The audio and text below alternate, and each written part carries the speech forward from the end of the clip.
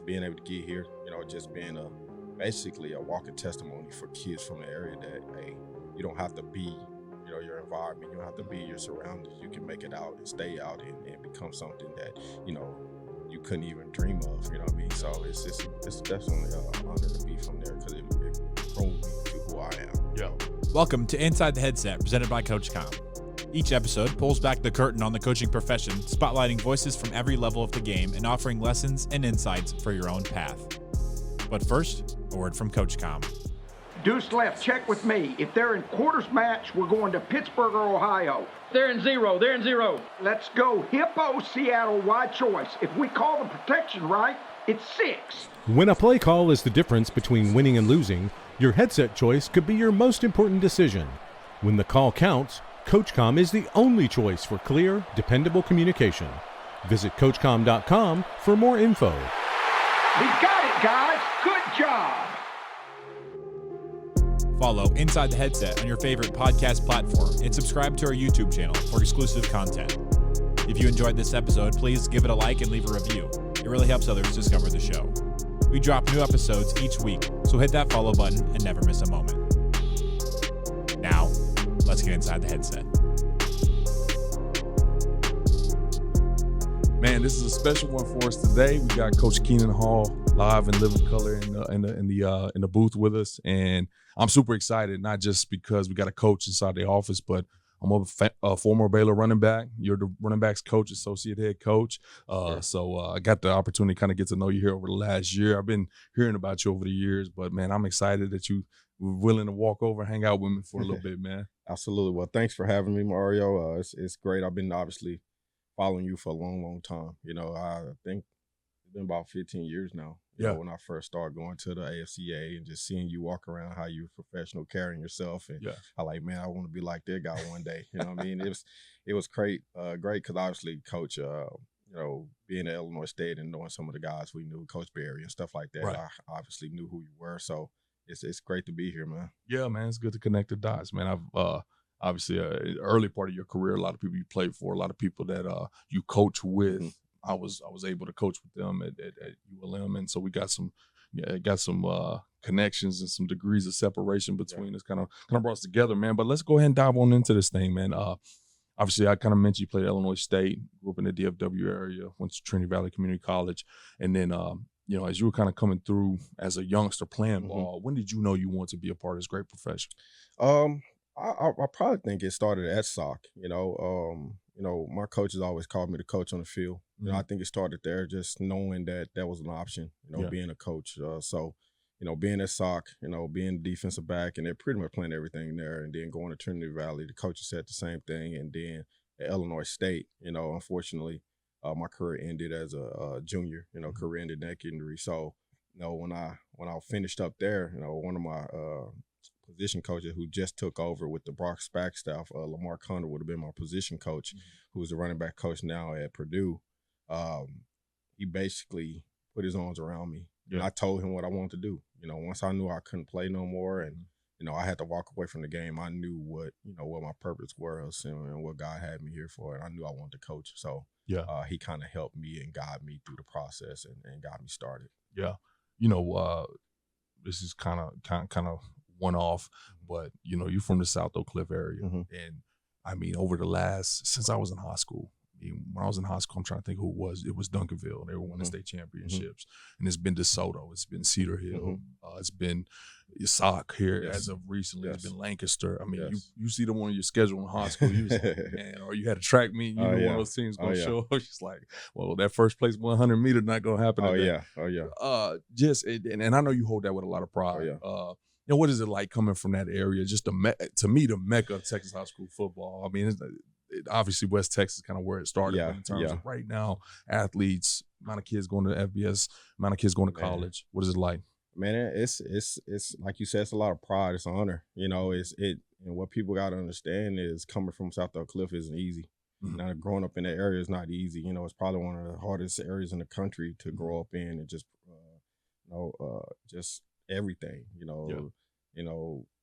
The crime rate and stuff like that, and just it's just not easy. So being able to grow up from there and be able to become who I am now, it means a lot. I take a lot of pride in that. And I'm so grateful that what Coach Todd has done there right now, turned that program around. I think 4 state championships in a row, 1, 2, and it just started, way back with Coach Chris Gilbert, and then moving on to Emmett Jones, and then obviously Coach Todd took over, and he took it to another level. So just being from that area, just knowing, how difficult it was, how hard it was, and just being able to make it to this point in my life, it speaks testament of God having His hands over me and been covering me since I was born, man. So just being able to get here, just being basically a walking testimony for kids from the area that, hey, you don't have to be, your environment. You don't have to be your surroundings. You can make it out and stay out and become something that,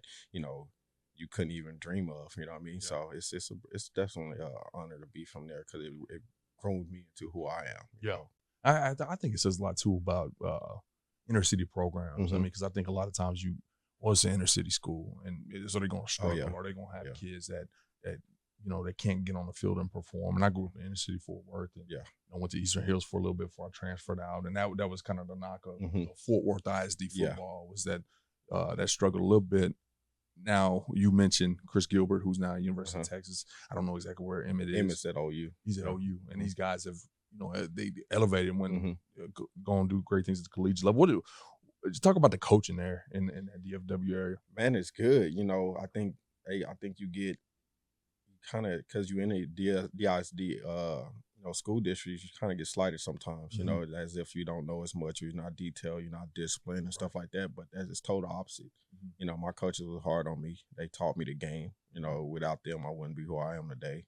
They forced me to learn. They forced me to study. They forced me to be a student of the game early. You know what I mean? I remember having summer sessions and 7-on-7s and meetings and all that in the summer, and going into the 9th grade. And then, just throughout high school, just, having, my high school head coach, J.B. Wallace, who, prior to this day, we talk all the time. And it's like, they wanted us to learn the hard way. They didn't want to give us anything. They was tough on us. They coached us real hard. I mean, 3-a-days. I don't know if you remember those days, but these kids won't even make it. They wouldn't make it. They wouldn't make it. So having those 3-a-day practices, having those meetings, and just that tough love, they wanted more for you than just being in and up on the streets like most guys. So if you really cared about the game and cared about yourself, they poured into you. They poured into everybody, but only a few make it. Yeah. Now, kind of getting back to where you started, when you kind of knew you want to be in a profession. Obviously, you have a season or career-ending injury, which is never ideal for any athlete. Kind of, at worst, you want to be able to kind of go out on your own terms. Give it the last college try, but yours kind of came suddenly within a football game. You get an opportunity to student assist, which I'm going to ask the question. I know sometimes when you're a student assistant, it's slightly different, but you get started and all of a sudden you're wearing a different hat. Yes, you're not. Yes. I mean, maybe at that point you could still show up and pull up to the parties on Fridays and Saturdays, and kind of maintain some of those relationships the way they were. But at the very least, you did return back 4 years later. Yeah. How, when you stepped into that coaching role, did you manage relationships? It was easy for me, I think, because I was already a leader. I was already a guy that didn't go out much. It's funny, some of my teammates were at my wedding this past 2 weeks ago. Yeah. And one of my best friends, Ray, he's like, man, we remember when you basically put the hat on. And it's like you instantly commanded respect and put that thin line there. It's like, hey, I know we're former teammates, but this is what it is now. Yeah. And I think by doing that, obviously they knew I cared for them, loved them, I played with them, I bled with them, I broke my neck on the field with them. So it's like they had a different line of respect for me, and just how I carried myself prior to that, and those guys, like I said, he was joking about it, but he was just basically said, hey, when you became a coach and you switched over, he was like, man, how does Joker go from, we were just hanging out to telling me what to do and like being mean and being disciplined and holding me accountable, So I think it was like, for me, that's how I've always been. I've always been like the man of my family. I've always been the leader on the field. I've always been that guy in my family. So it's like when I had to become a leader to my peers, I've already a leader to them, so it was like, it wasn't a hard deal. know, for me. It saved my life, you know, because as you spoke earlier, it's coming from Oak Cliff. That's all I had was football. It was scary, you know. It's scary not knowing, scary, just going through that process. You know, my daughter is about to be born, so it was like a lot of things going through my head, walking away from something that I had potential, NFL potential, and then just really nothing to go back home to.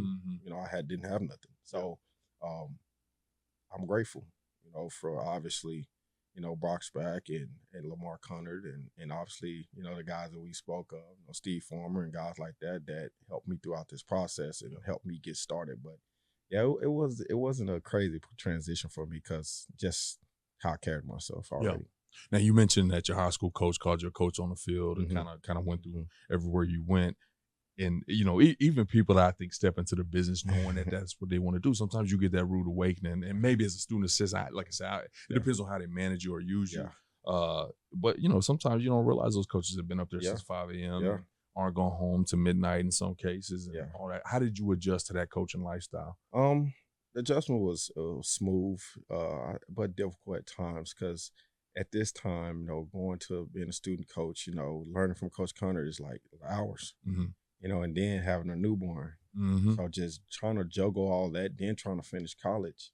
You know, and then just, you know, just going through that. So it was tough, man. It was tough days. You know, some days for me at the time, you know, FCS didn't have GAs.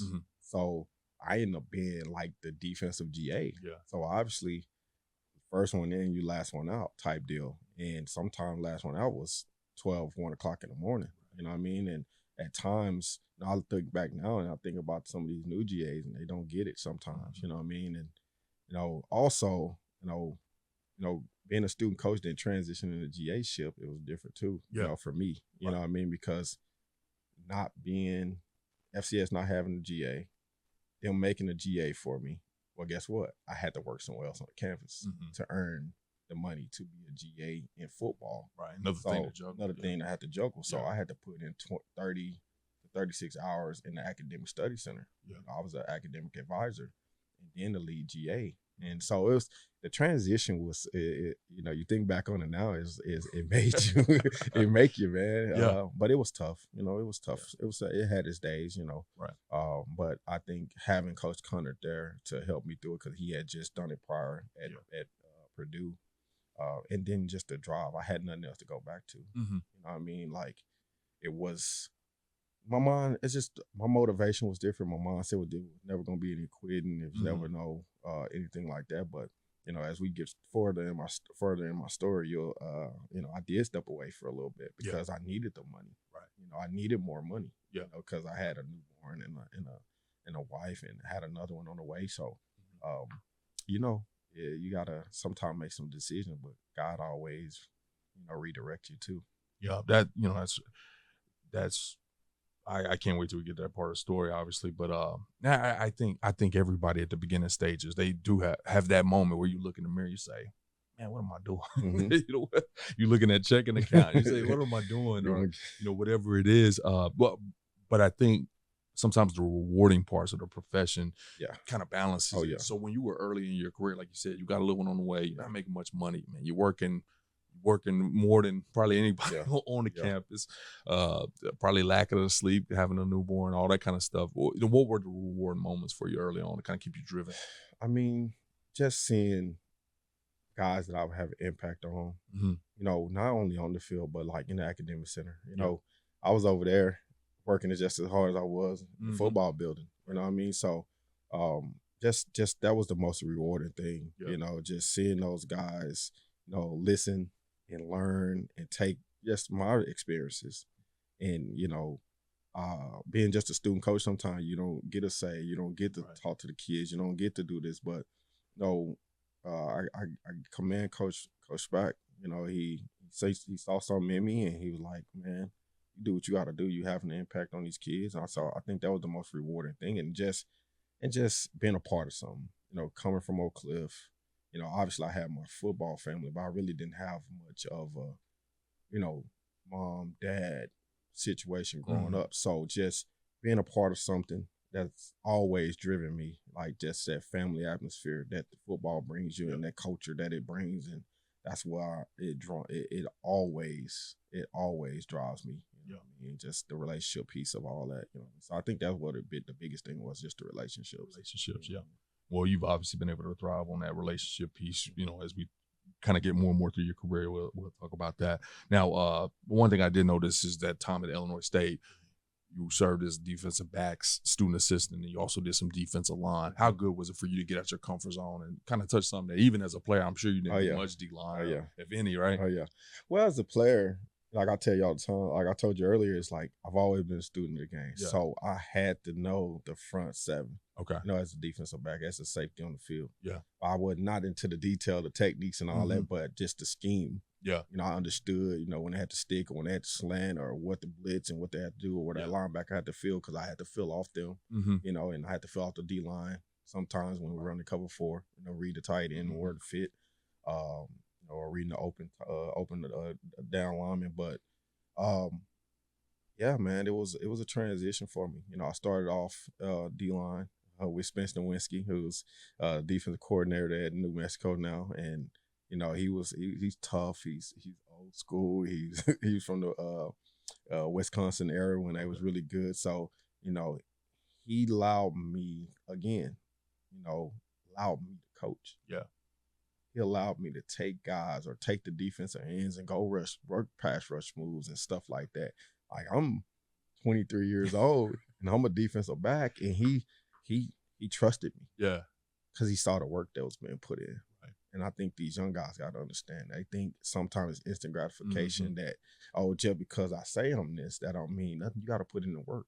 You got to show up. You got to beat the D-line coach there. You got to have his stuff ready for him. You got to be prepared. You got to be, and I think just that respect that my players had, I think I earned it from the coaches, early. You know what I mean? So I think just putting in work. And I tell my kids, you just met them. There's no substitute for work. You got to work. That's right. You got to work. And if you work, it's not a guarantee, but there's a possibility. There's an opportunity that might be laid in front of you that you might have you have opportunity to succeed, so. Yeah. So you walk out, you finish your degree, you do 2 years, you get 2 years of coaching experience. Obviously overcame that career-ending injury, and your next opportunity was at New Mexico as a graduate assistant at the FBS level. How did that come about? And how, especially like you said, with a little kid and just some of the things you had going on in your personal life, like how were you able to make that decision that you're gonna get on a plane and leave? Yeah, as you just stated, like being a student coach, you're making no money. Yeah, none. Like I remember getting $750 checks a month, trying to make it stretch, and loans and stuff like that. So, just relationships. I think the New Mexico deal. We had Taylor Stubblefield that was at Illinois State.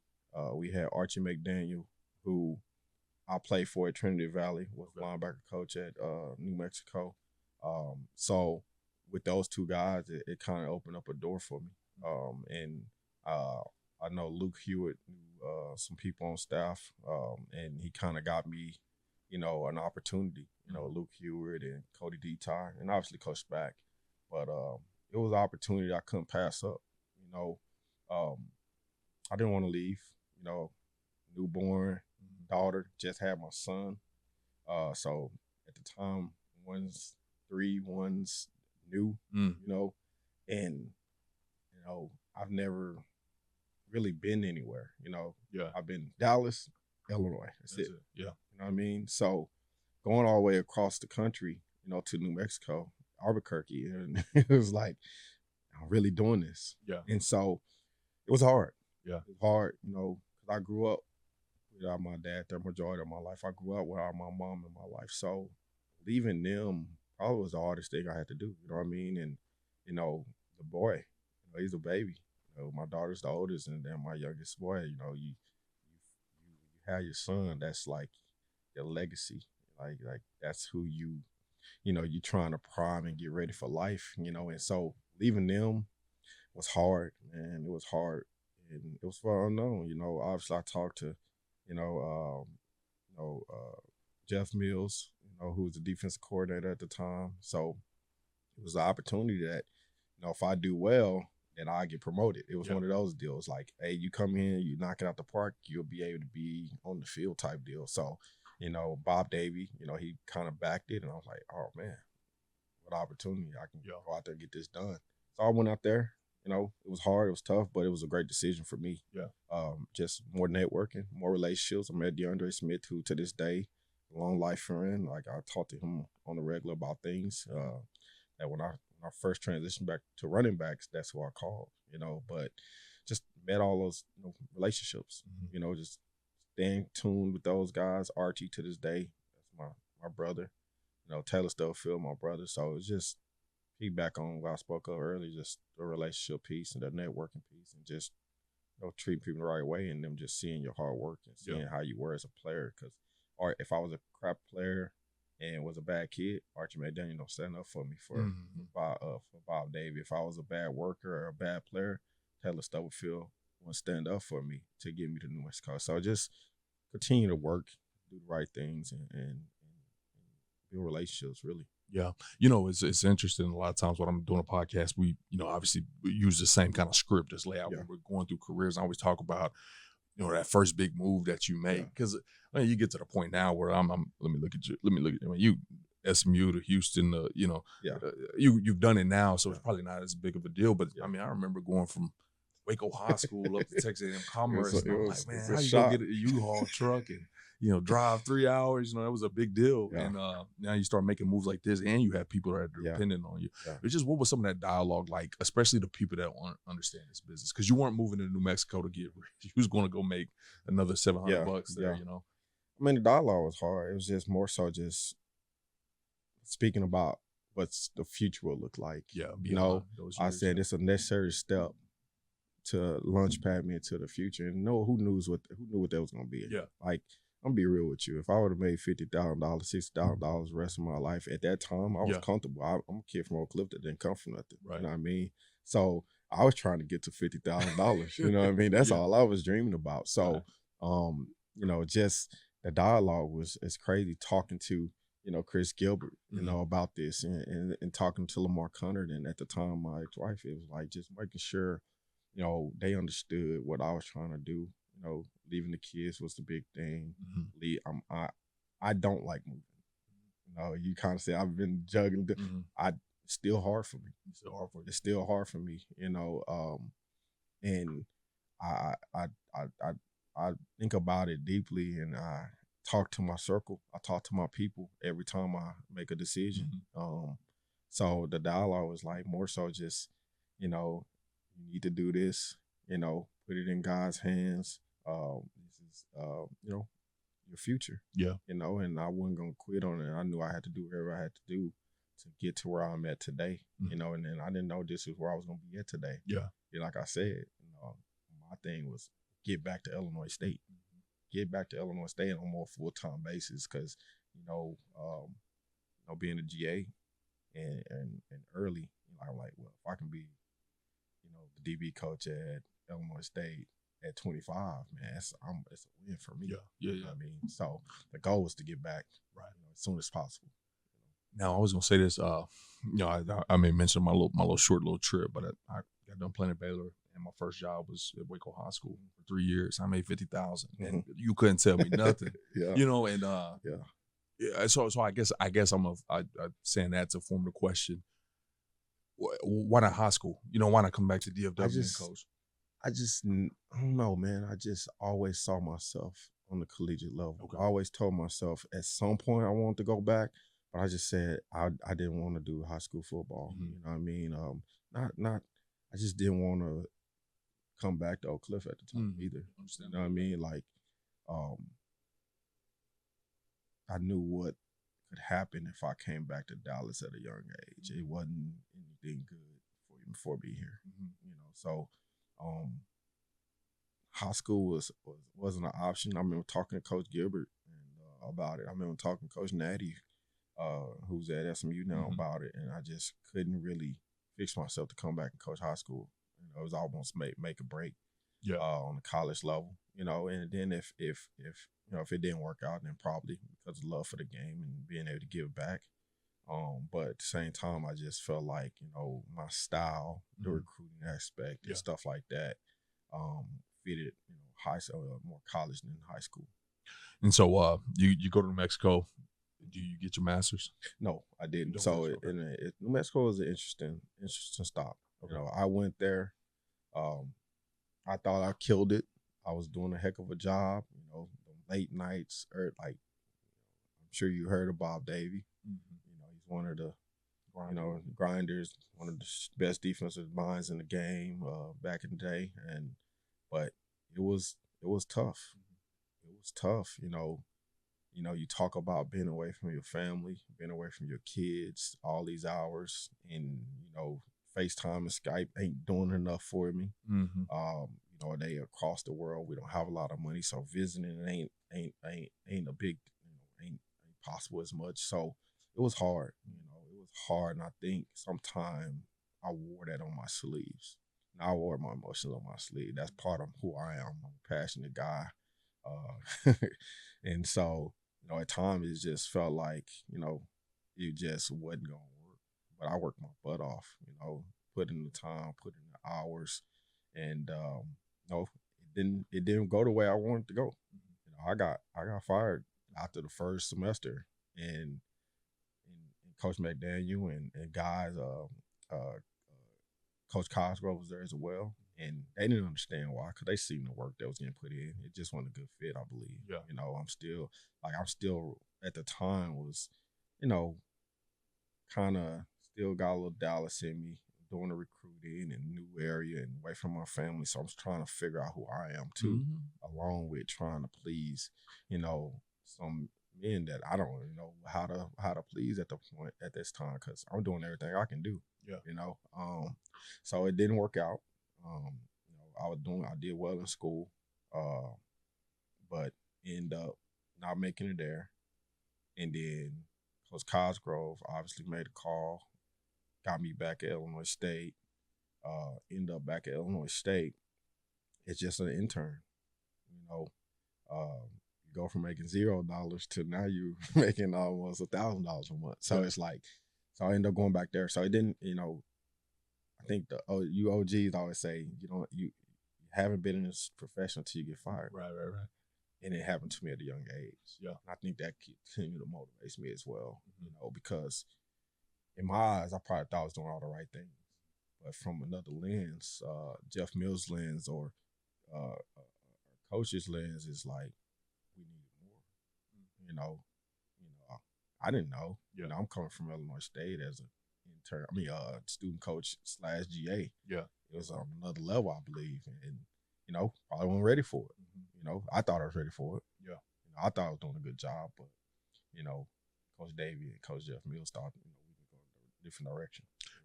When I love when you can kind of be in a position that you're sitting in now, where you're making good money, got a great job. You know what I'm saying? Bringing a lot of success, bringing a lot of value to Baylor. At this point in time, you can kind of reflect, because it's not one of those deals that broke you, right? Yeah. Where, you sitting there, you're like, man, yeah, I got I'm embarrassed to talk about this. That's part of growing up in Oak Cliff. Yeah. Like, all the hard times I had to endure growing up, no mom being an addict, my whole life, dad not being there, from being kicked out in high school, and stepmom, and from friend house to friend house to friend house to friend house. I couldn't give up. I couldn't quit. So a lot of people don't know my story. They think, oh, he at Baylor, and he just magically appeared here. You know what I mean? I understand the 37 years prior. Yeah. The 37 years of ups and downs and hard work and fights and just being vulnerable, being authentic, being myself, and trying to feel my way around this world off raising myself. Mm-hmm. I've been raising myself for a long time. Yeah. And I think that's where that moment, me breaking my neck and breaking, it motivated me, it pushed me to go more. Me getting fired as a GA at the time, 24 years old, it didn't break me. And I think that's what you spoke to ask me earlier, the pride of Oak Cliff, growing up in Oak Cliff, growing up in those streets. That's that day, it builds you for these moments. Yeah. Now, when you reflect now, sitting in the position that you are now, where you've seen multiple GAs, run across SMU and Baylor and all these programs. You've seen multiple interns and all these these type of young guys that come into the profession. And I think about my time, and I remember seeing young guys. I'm like, what is he doing? And that dude got it. When you think about yourself, do you have any advice to give to that guy? Absolutely. You probably can ask a lot of people. I'm almost like the GA developer. And it naturally happens. Like GA analysts, like even SMU, TSU, even Illinois State. I put them under my wing. After the experience I had at New Mexico, I feel like I owe it to them not to do what I did or go through what I went through. Just try to get on the ropes, show them the ropes, and hey, you got to do it this way. You got to move this way. They see it this way. You might not see it this way, but this is how they see it. And I do it to this day. I think that part of the process and then part of the game, giving it back, paying it forward. I say all the time is I got to pay it forward. You know what I mean? And I take pride in molding those young men and trying to help them. We got guys in the building right now that I try to wrap my arms around, CJ and Gavin Holmes, who's a former player, and, Rhett, Rhett Holcomb's amazing. But just trying to help mold young men into doing the things they doing, because at the end of the day, we've been through it, and it just helps, it just helps having a little voice there to tell them, yes, no, don't do this, do that, not chewing them out. Don't chew them out. Bring them in, talk to them like men. Because you know how we got taught to sometimes. I try not to do that at all, man. I just give it to them real and raw. And so you return back to Illinois State. You just got let go for the first time in the business. What was the growth at that time? Obviously, you have growth till now. But what was the growth at that time from that lesson? Man, I think it was a big deal. I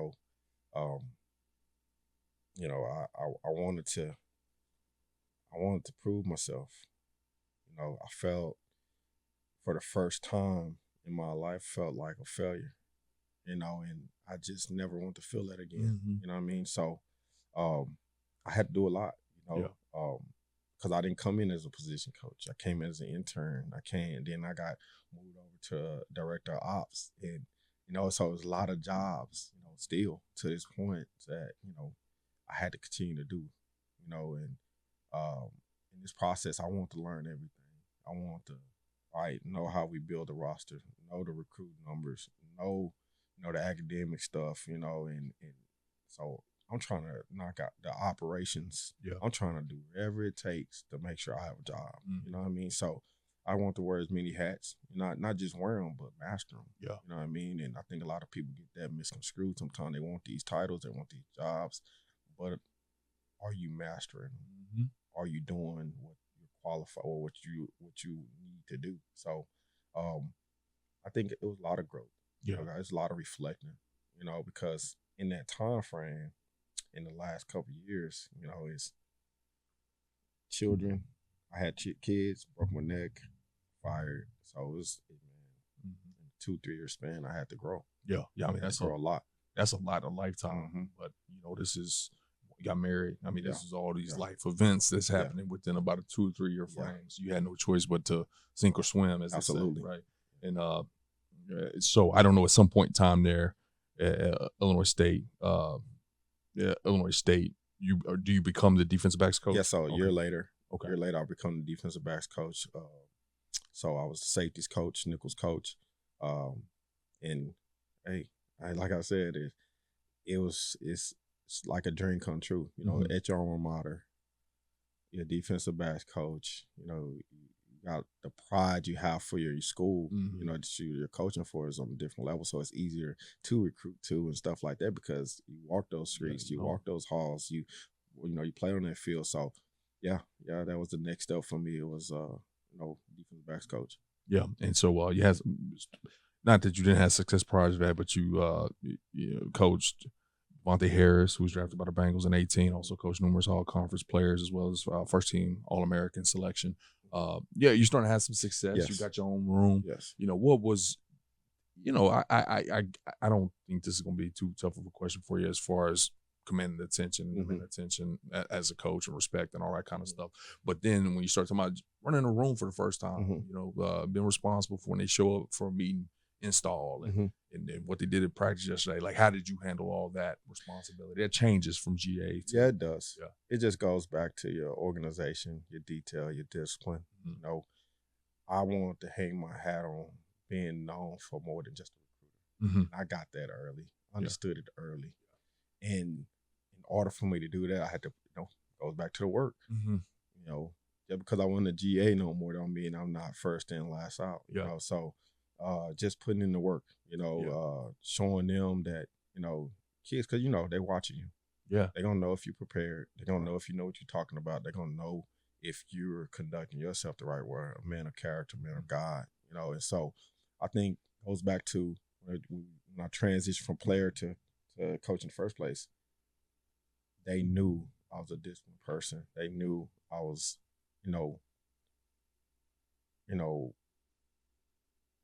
prepared usually. I've always worked hard. I've had to, because ain't nothing been given to me. So I think they saw the drive, the hunger, the fight. They knew I can relate to them. I was still their age, so they knew, like, hey, we got somebody that can relate to us that can help us on and off the field. That we can come talk to, about things that probably can't come talk to a 40, 50-year-old. You know what I mean? But he also kept it professional enough, or I tell him all the time, there's a line there. There's a player-coach line there that you don't know where that line is, but I do. When you cross, I'll let you know. So they can keep the healthy relationship, because that's the most important thing.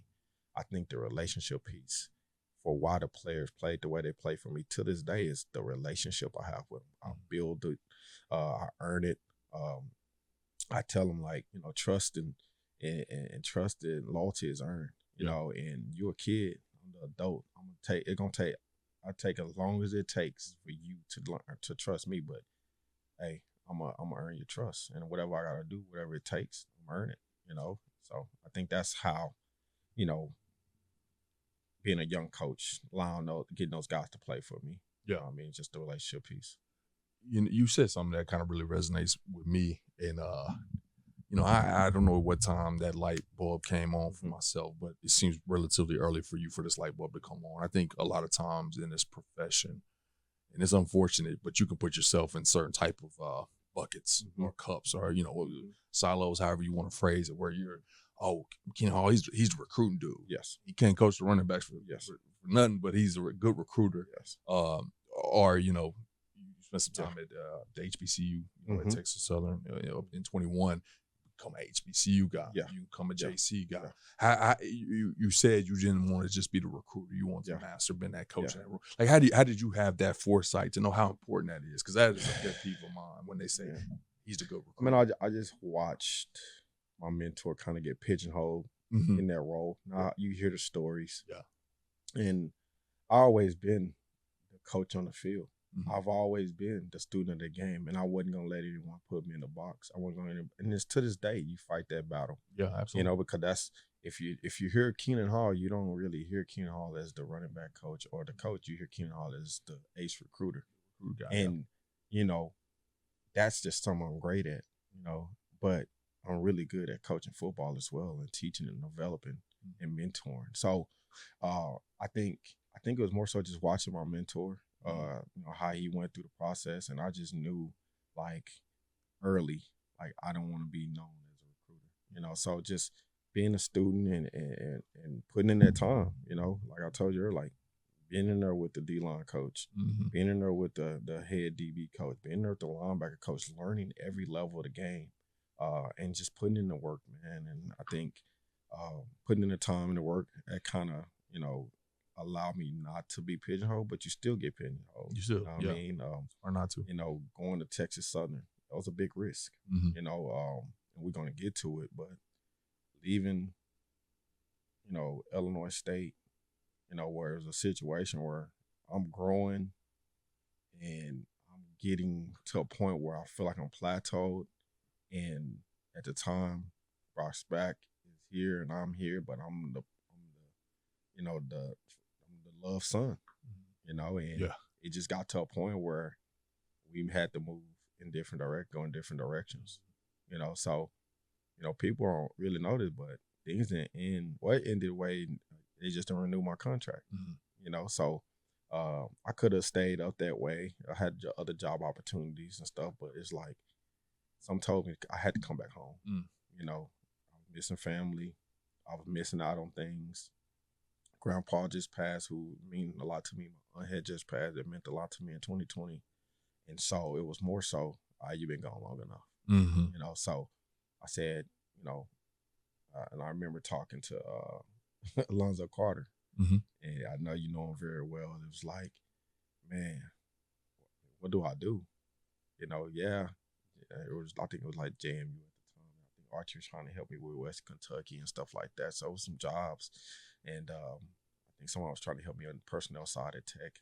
Our guy was trying to help me get to Tech at the time. But it was like, I want to coach, you know. So Clarence McKinney, you know, man, he just allowed me to coach. Yeah. He didn't hire me because I was a good recruiter. He hired me because I was a good coach. I think that's what kind of gave me more of confidence to not be pigeonholed and put in a box. Yeah. Clarence McKinney, like, as you know him, you know, he's a sharp man. Football coach, very, very, very, you know, smart, you know, respected, you know, he knows his stuff. And when I got there at Texas Southern, he allowed me to kind of do my thing when it came to coaching. Yeah.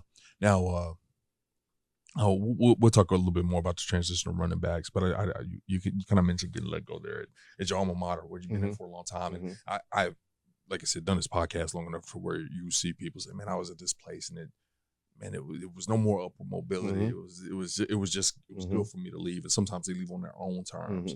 But, you know, this contract won't renew just in that moment, because obviously it happened for a reason. Yeah. In that moment, what were the emotions kind of going through you? It was heartbreaking. It was heartbreaking. I just signed the highest recruiting class in school history. I just had the best running back in school history. James Robinson was literally, I think that year was rookie of the year, or about to be rookie of the year with the Jaguars. I've done everything asked of me, you know. So it was tough, you know. It was tough, man. I was heartbroken. I was heartbroken. It put me in a bad spot for a few months. Yeah. I was in a dark place for a few months, man, because my alma mater, a man that I saw that was like a father figure, it hurt. Yeah. It hurt, man. And people don't think, you know, it's just it's coaching, it's this business, but you still, like, when you built like me, the relationships matter. You know, and that man was there for me. He's the first person I went to, you know, when I had broke my neck and I knew, like, I couldn't play no more. And he talked me off the ledge, you know, of, man, you gotta be smart here. You can't risk being paralyzed the rest of your life, you know. And me trusting in him, walking away for the game that I love so much, and then him trusting in me by making me a young coach. I was on top of the world, man. I ain't gonna lie. Like, if I got renewed, I'll probably be still there. Yeah. You know what I mean? I'll probably be still there because it's probably, you know, God intervening. Hey, it's time to move. Trying to do something different. Yeah. Yeah, you know, it's hard to say complacent in this business because you are getting more salary, you're getting more responsibilities on the field, but it would be easy to just be comfortable. But I was comfortable. Yeah. You know, it's easy to be comfortable. I wanted to be comfortable. Yeah. Because I had a family. I didn't want to move my kids around. I didn't want to do all that. You know? You know, obviously not in the same situation, but I was on the staff. Our head coach got let go, and thusly our staff got let go, and that was probably one of the more challenging 2 to 3 month spans I'd ever had in my life, because it was the first time I wasn't in control of what was next. You know, now, you know, you can place control wherever you want to, but like, you know, I just didn't know what was next. I didn't know what was to come, and towards kind of the end of those 3 months, I'm sitting there saying, is this what I'm going to do? Because these checks about to stop coming, and, you know, all these things. What were those 2 to 3 months like for you as you were trying to navigate what was next for you? Man, it was hard. It was hard. Checks stopped because it was different. You know, it was the end of my contract. Right. We didn't get fired where I had, some left on. Yeah. So, living off the savings that I had, going through, and at the time, going through a separation, being away from the kids, trying to make sure they get what they need. It was tough. And I got to a real dark place. It was dark, man. I was depressed, I think. Didn't want to talk to nobody. You know how it is. Yeah. Very seldom, very few people reached out.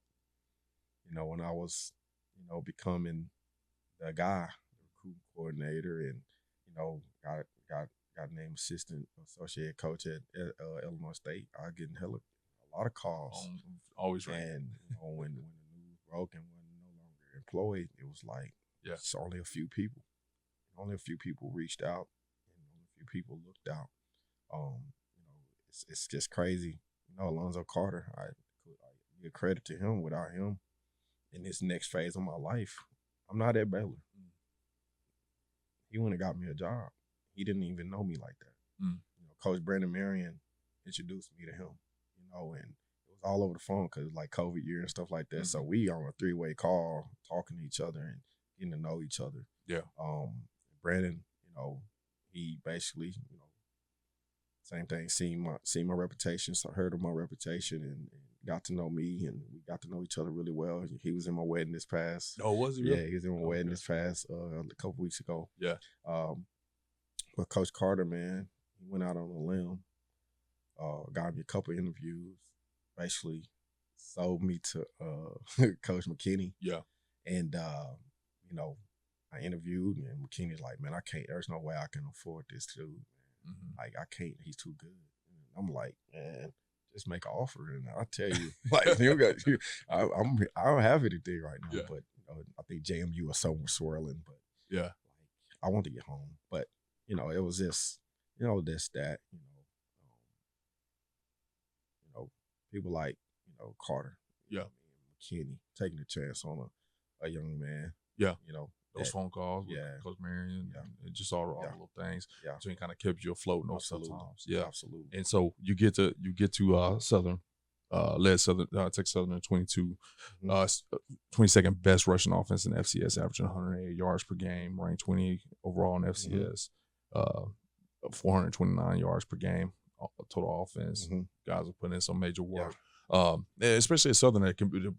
They had some good years, but they're super turbulent in regards to the last, 20 years or so. Yeah. Just being able to bring some success there. What did that opportunity kind of say to you and speak to you? It's like, that was like me stepping into a whole new person. Yeah. I was growing up,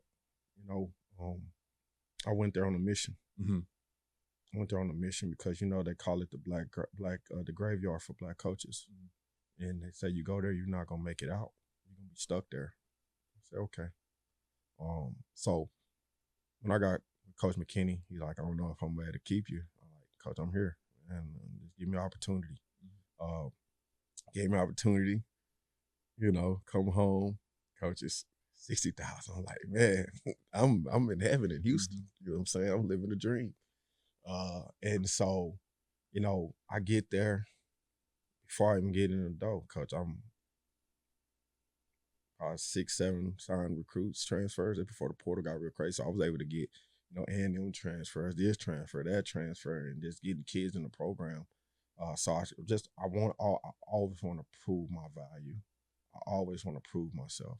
Like, I don't think that'll ever change. I'll never get satisfied with that. Like, I can be the number one recruiter or whatever, but I feel like I got something to prove every day, day in and day out, especially when it comes to, bringing value to the program. I always want to bring value to the program, add value. Yeah. So that was my way instantly. All right, let me go get these players, man, because that's on the way.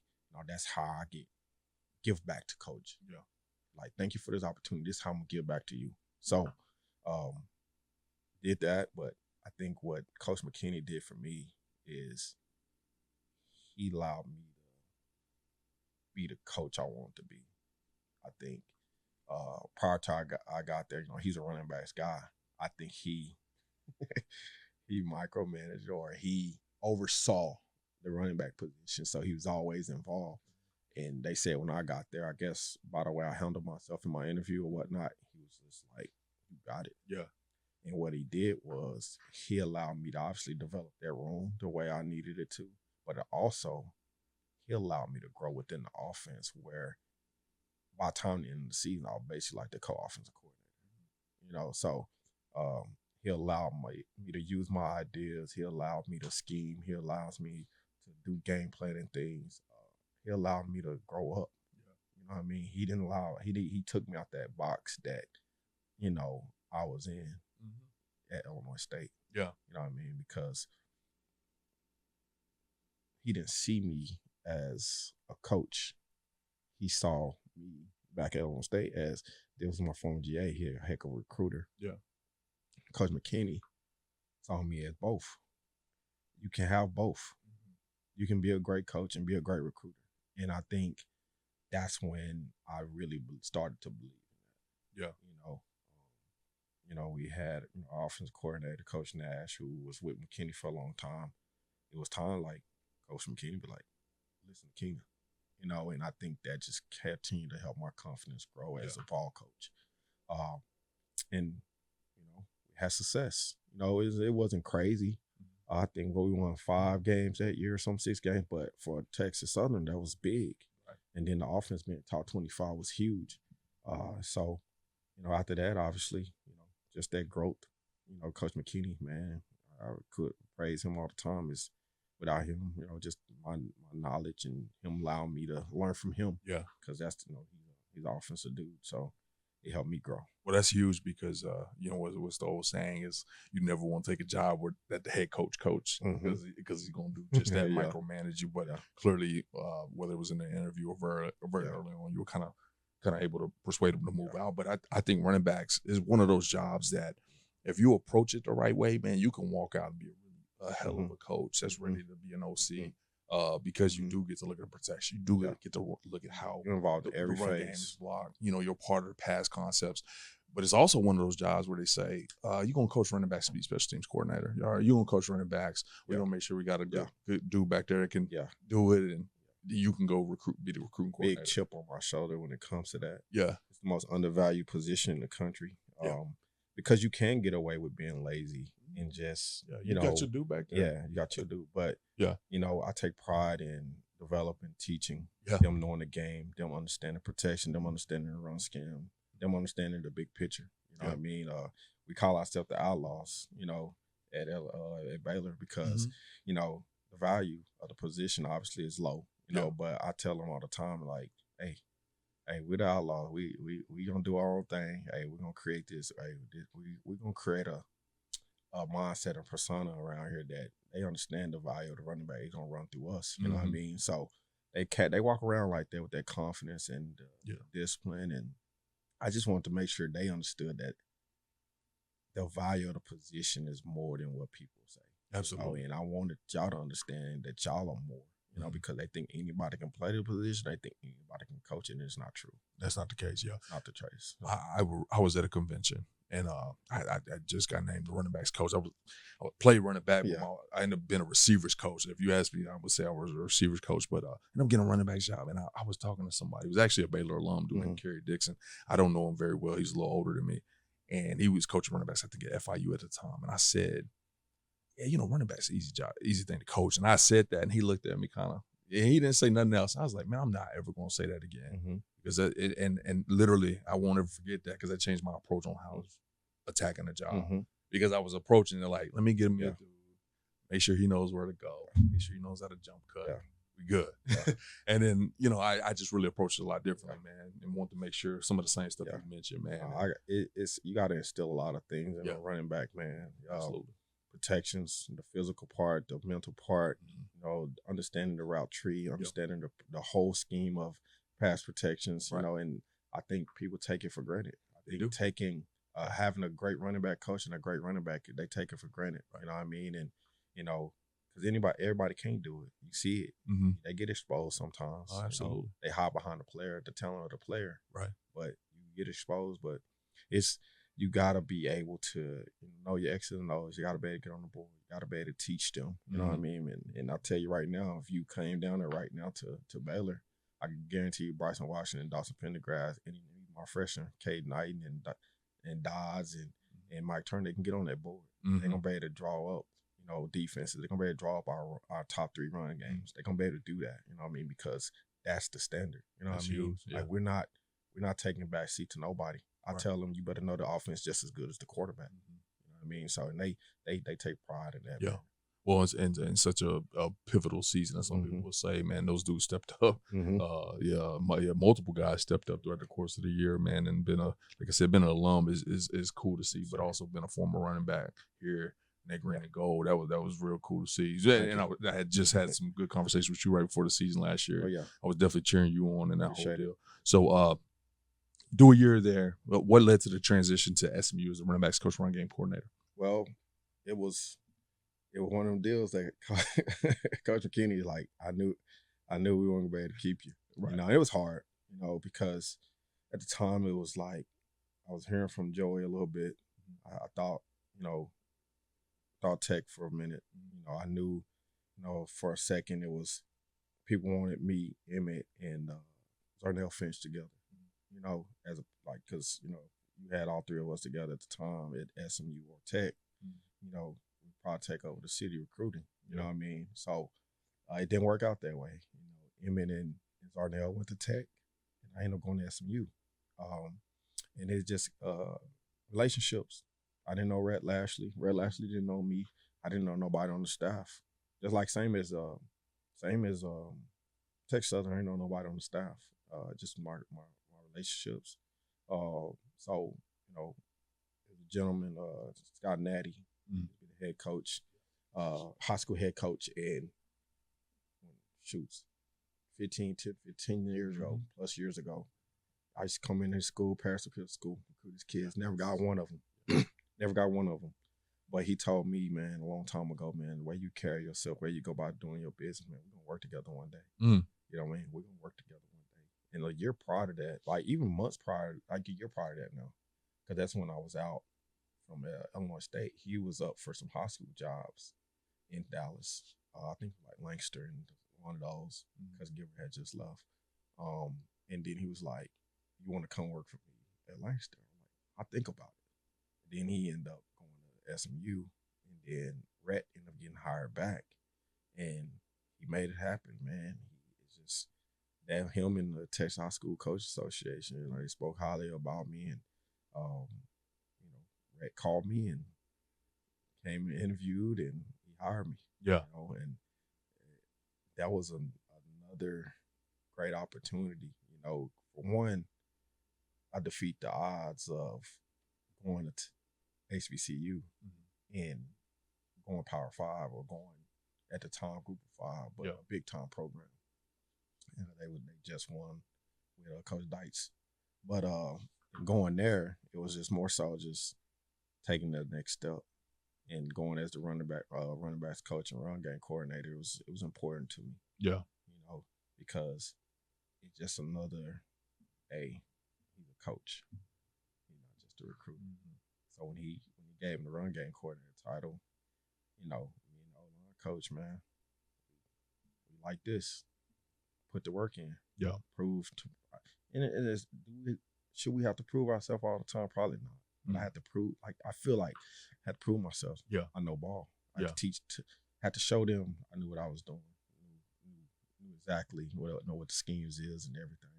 All that. So I'm gonna sound like a psychologist here. And my apologies. No, you're good. But what I found really interesting about as I'm sitting here listening to you talk and you say, man, that the head coach at Texas Southern micromanaged the running backs, and I know you didn't say that verbatim, but we kind of know how that goes down.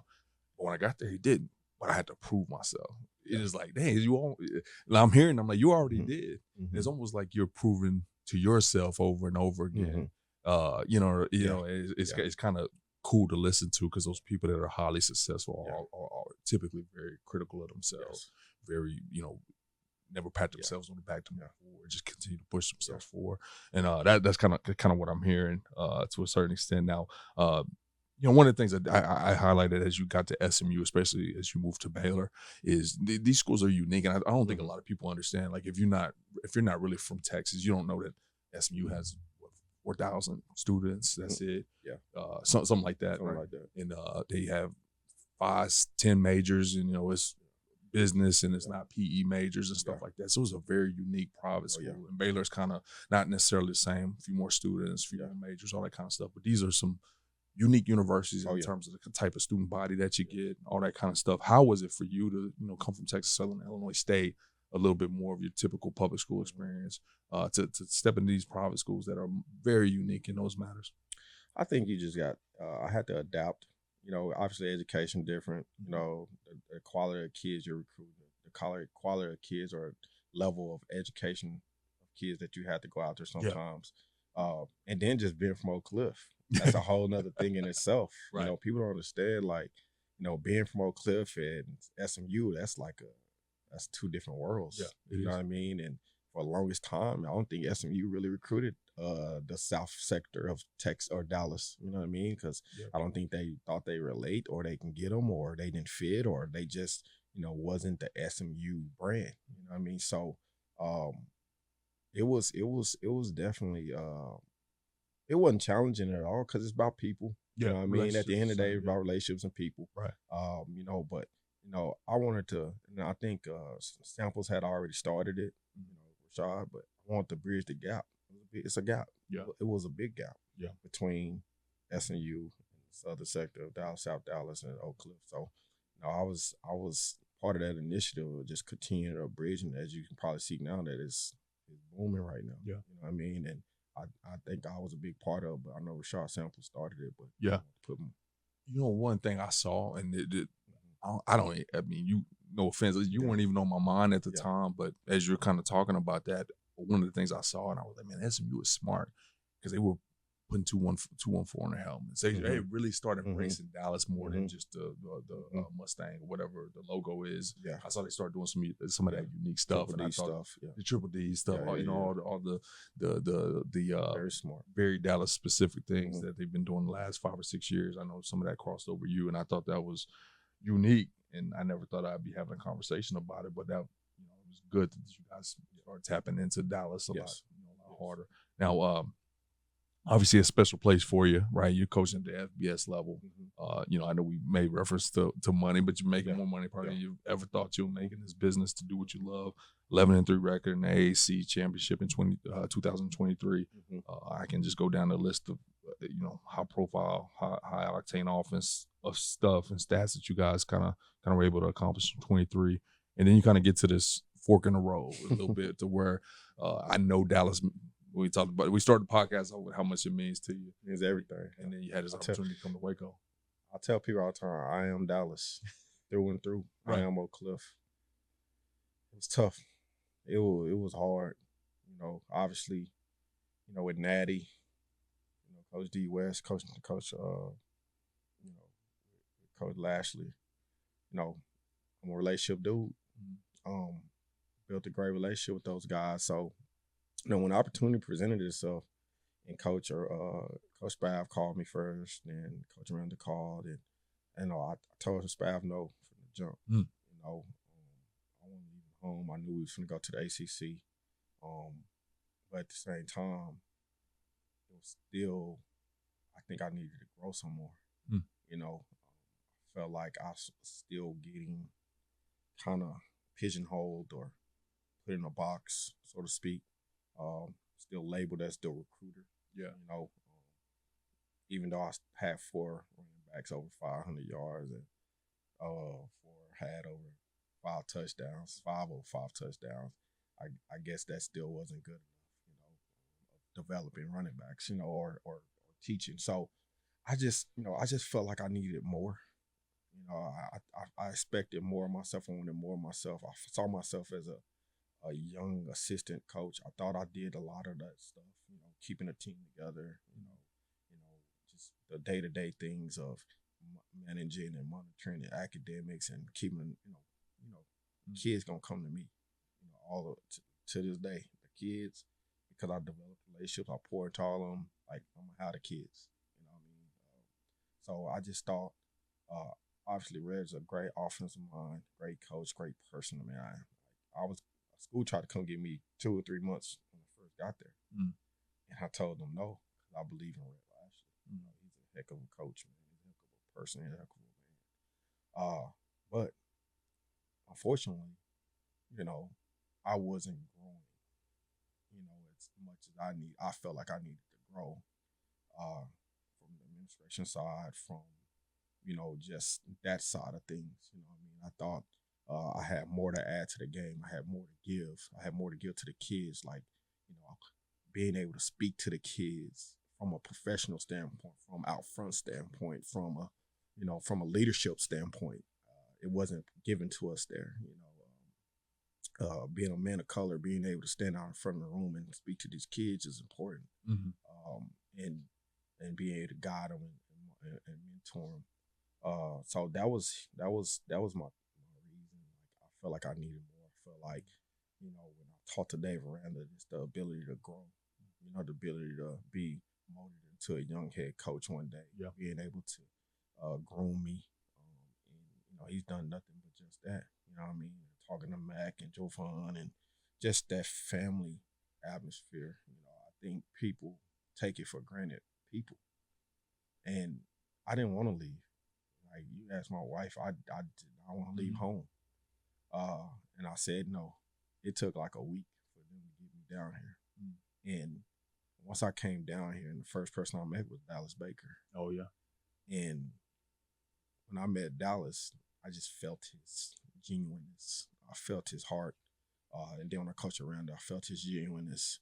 And I was like, that's a man I want to run through a brick wall for. And not saying Coach Lashley wasn't, because I was running through that brick wall for him. But it was just like, I knew this was the next step in my career. You know, some questioned it, some didn't understand it, some was, why you leaving Dallas? Some was, well, Dave is gonna get fired. Like, I had a different belief. When you sit down and talk to Dave and talk to and you talk to Mac, ain't no really telling them no. You know what I mean? Yeah. They're very convincing. Jovan was very convincing. And just getting around the people, man. I made this decision because of people. I made this decision because Coach Aranda, you know, and I tell people that all the time. It's like, because Coach Aranda is and Coach Spav, man, that was the reason I came here. Like, I've grown so much offensively since I've been here, because he includes me. He asks me. He lets me be the head coach of my position. Like, he don't put me in a box, so to speak. He includes me into the whole process, kind of like Coach McKinney did. So I'm growing in that phase, and then with Coach Aranda, just, he's going to be a future head coach. And he gives me the day-to-day, you know, I focus on the academics this day. You go do head coaching development with Jovan. All right, so he's putting me in position to one day be a head coach. Yeah. Do I want to be a head coach? Absolutely. Will it be the end-all, be-all for me? Absolutely not, because I'm a dang good running back coach, associate coach. And if that's what I end up being the rest of my life, I'm completely fine with that, because the impact I'm able to make at Baylor. Yeah. You know what I mean? And I just feel like Baylor brings out the best in you because of the people. You know, obviously, you know, it's been a Christian school, faith-based school, so it just developed you all around as a person, as a young man, as a dude from Dallas, man. Like it's an unbelievable place. Absolutely, it is, man. And you kind of did a perfect segue as we look to kind of close the podcast here. You early in the podcast, so we'll get back to this. You had mentioned some of those side roles that you were doing. You were wearing a lot of hats at these different colleges early in your career, and you were saying you didn't want to just do them, you want to master them. And so, not that this is a side job, it's a very important role. At some schools treat the associate head coach or assistant head coach as just a way to maybe move a salary up or something like that. How has that experience been? It's been good. It's been very beneficial. You know, Coach Aranda is an amazing leader. You know, so, you know, he's to the point where, like, he's head coach and then defensive coordinator, so or calling the plays, him and Coach Powledge. So, like, he allows me to help, you know. He allows me to, you know, be a voice, you know, to the team, to the young guys, help develop them, grow them. He allows me to basically, like, I'm the academic liaison, you know, or I take care of all that stuff for him. Take some stuff off his desk. So that's my biggest thing is he allows me to take things off his desk. He allows me to, be a voice and just not be, another guy in the room. You know what I mean? Because that's important to me. I don't care what nobody say. Like, being a person of color and having a voice in this profession is important. Like, on that hierarchy, where do he fit? Like you said, is it just a title, or does that person of color have a voice in the program? Yep. You know what I mean? Because most places don't. Most places don't have. You look at that hierarchy on that chart. There's no person of color on there. You know what I mean? And it's crazy to say. Yeah. With the players, 85% of the players being African American, you got to have somebody that looks like them, maybe speak their language, and be able to give back. I think a lot of people take that in the wrong way because they think we're just speaking to the African Americans. The good thing about us, like I relate with everybody. I coach everybody. I have relationships with everybody. No matter the skin tone, but it's also important that our young Black African Americans also see a person that look like them in a position of power. Yeah. So that's what was important for me. With Coach Randall being a person of color, he can just show me the ropes, show me the way, show me how to navigate, through this. And that's what he's been doing. He's been teaching me just how to conduct myself, when to speak, when not to speak. Things just things. Sometimes you just gotta sit back and watch them to learn. You know what I mean? It's not much at what he's telling you or what he's, teaching. It's like you gotta learn from him.